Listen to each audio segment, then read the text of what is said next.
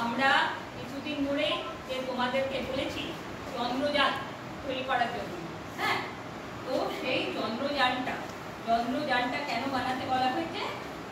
আমাদের এই 23শে আগস্ট 2024 জাতীয় মহাকাশ দিবস, ন্যাশনাল স্পেস ডে। তো এই 23শে আগস্ট ন্যাশনাল স্পেস ডে কেন সেলিব্রেট করা হবে? গত বছর 14 জুলাই 2023 14 জুলাই মহাকাশযান পাঠানো হয়েছিল, মানে চন্দ্রযান 3। এই যে দেখেছো এখানে একটা বানানো হয়েছে চন্দ্রযান 3। এটা মহাকাশে পাঠানো হয়েছিল। এটা মহাকাশে পাঠানোর পর সেটা মহাকাশে পৌঁছে চাঁদে, মহাকাশ বলতে চাঁদে পৌঁছেছিল 23শে আগস্ট 2023।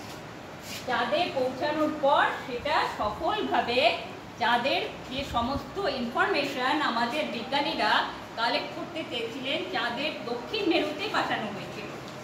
তো আমাদের যে ইন্ডিয়ান স্পেস রিসার্চ অর্গানাইজেশন, যেটা ভারতীয় মহাকাশ গবেষণা সংস্থা, তারা সম্পূর্ণ ভারতীয় প্রযুক্তিতে, মানে কোনো দেশের সাহায্য ছাড়া তারা সম্পূর্ণ নিজেদের চেষ্টায় এই মহাকাশযানটা তৈরি করেছিলেন, মানে চন্দ্রযান